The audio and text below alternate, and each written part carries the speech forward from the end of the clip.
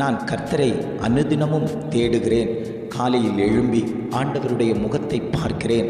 ஆண்டவருடைய சமூகத்தில் போய் அமர்ந்திருக்கிறேன். ஆண்டவருடைய வார்த்தையை கேட்கிறேன். வேத வசனத்தை தியானிக்கிறேன். ஆனாலும் ஆண்டவர் என் குடும்பத்தில் இருக்கிறாரா இல்லையா? என்னுடைய காரியங்கள் ஜெயமாய் நடக்கிறதா நடக்கவில்லையா? நான் தோற்று போவேனோ? என்னுடைய பலவீனத்தினால் நான் பலன் இழந்து போவேனோ? ஆண்டவர் என்னோடு கூட பயணிக்கவில்லையே, நான் என்ன செய்வேன்? என் குடும்பத்தில் இருக்கக்கூடிய சூழ்நிலைகள் எப்பொழுது மாறும் என்று அநேகர் தேவ சமூகத்தில் பல கேள்விகளோடு காத்து கொண்டிருக்கிறீர்கள் அல்லவோ? ஆண்டவர் சொல்கிறார், நான் உங்கள் நடுவில் இருக்கிறேன், நீங்கள் பயப்பட தேவை இல்லை என்று இன்றைய காலை பொழுதில் ஒவ்வொரு குடும்பங்களையும் பார்த்து ஆண்டவர் வாக்கு கொடுத்து கொண்டிருக்கிறார். வசனம் இவ்வாறாக சொல்லுகிறது, உன் தேவனாகிய கர்த்தர் உன் நடுவில் இருக்கிறார்.